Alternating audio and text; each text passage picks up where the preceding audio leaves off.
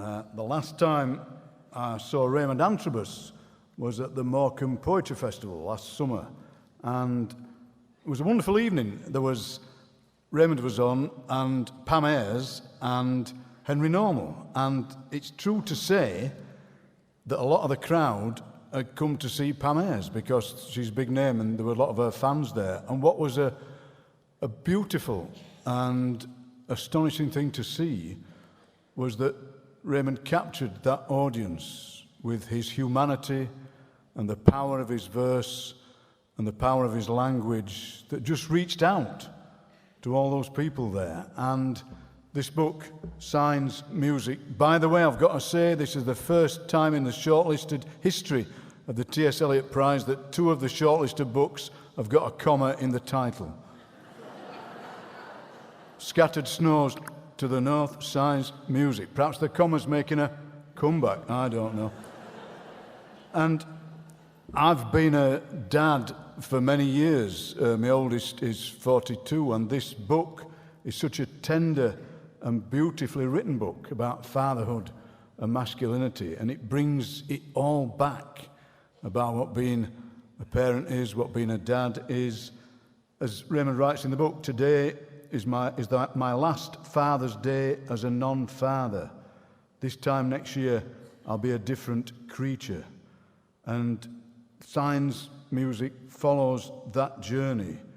Reminds me of the joy of being a dad, the joy of being human, which is what all Raymond's work does, but also it asks questions.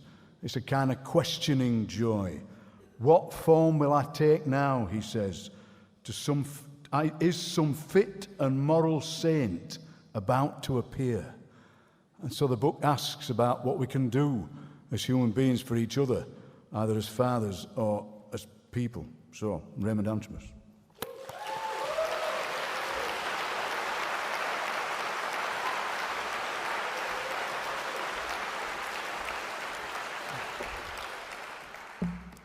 Good evening. Pleasure to be here. Thank you to the judges. Thank you to the readers of poetry. Thank you to Picador. Thank you to all the shortlisted poets for sharing this with me. This is beautiful. I'm sat at the front there, taking all of this in, and I just want to invite this to you. If you need to stretch or turn to the person next to you and just say, hey, isn't this amazing, strange, cool, whatever, you can do that. Only if the person next to you is all right being spoken to or touched. Just because as soon as I stood up, all the blood in my body just started moving around, and I was like, yeah, I need this. So I just want to offer that to you. I'm just going to give you 5 seconds. You just need to stretch, breathe out.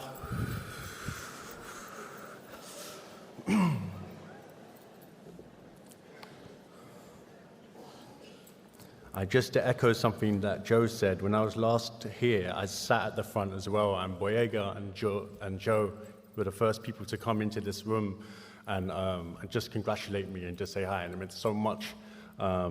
It's meant so much to have the support and love of my peers. And yeah, Boyega, we love you, we miss you, we're proud of you. There's a story in the Bible about this man called Noah.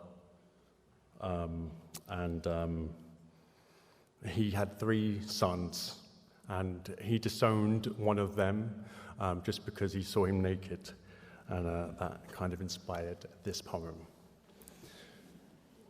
And God said to Noah, an end of all flesh has come before me. Genesis 6:13. I think twice before bathing with my son. Think to search if it's appropriate, then worry about the digital trace of the question.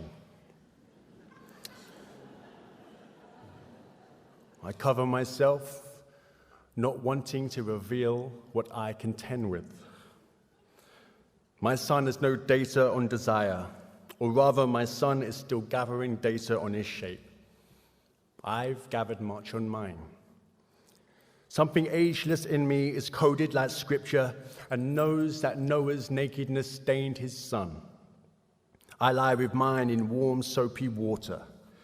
He stands wobbles on my chest. I am his surfboard during the flood, an unsettled shore, an ark of clean and unclean animals, an end of all flesh. Strange, I uncross my legs, laugh, pray, my son doesn't pee. But even if he does, we couldn't be cleaner. We're in January, so if there's any lines here that resonate with either your New Year's resolutions or the hopes that you have for the year ahead, you have my permission to do the poetry noise, which is the Or you can even, again, if the people around you are okay with being touched, you can even nudge them. Yeah, I relate to that. And Woodhead actually helped me write this poem as well, so thank you. I broke up with righteousness. It sparkled on stage but annoyed everyone at the table. I broke up with the city, even the garden with murals and birds and stone fountains. I broke up with correcting cab drivers calling me Greek. I broke up with myths and defensiveness, decided to be an empty picture frame no one has to straighten. I broke up with childlessness, broke up with blame, and broke up with desire to have no desire. I broke up with the word pleasure and got back with the word palaver. I broke up and angels sang louder.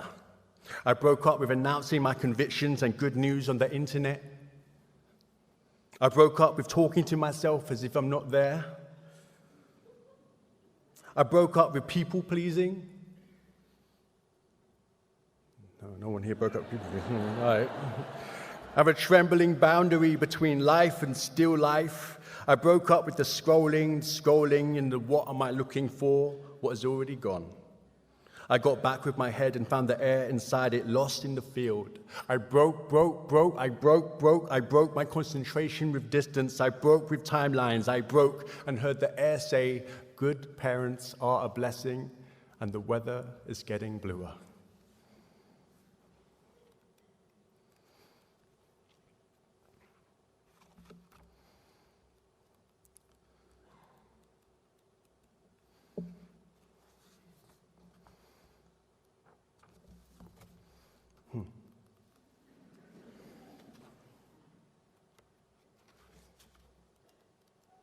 There's a poem hiding. The noise. The noise died, so I looked online and couldn't believe the price for a new noise.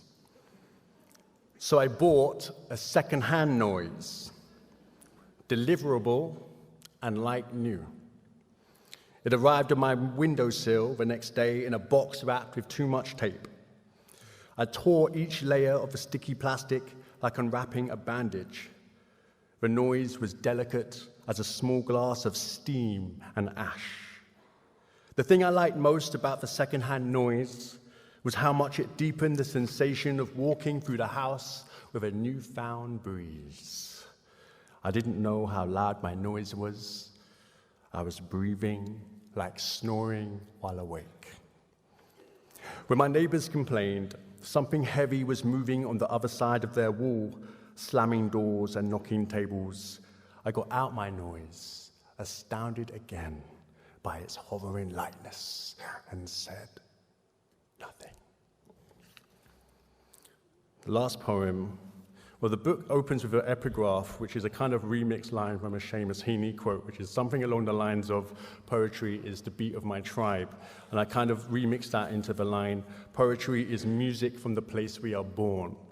And I feel like tonight I've had the pleasure and the honor of being here and adding, I suppose, some of my own music and my own sound to this chorus, this tradition. I also want to acknowledge that this has been translated into BSL. BSL is a language I learned when I was 11 years old. I went to a deaf school. And I think just having some relationship with that language as a child became this kind of foundation for imagery, which fed itself into poetry. And as a dad now, I'm trying to give my son some of that. So this is for all of our music, all of our words to come. I'm going to do this. This is the BSL baby sign for music. Thank you so much for listening. It is a privilege to be heard. The first word my son signed was music. Both hands, fingers conducting music for everything, even hunger. Open mouth for the chew, chew, spoon, squealing, music.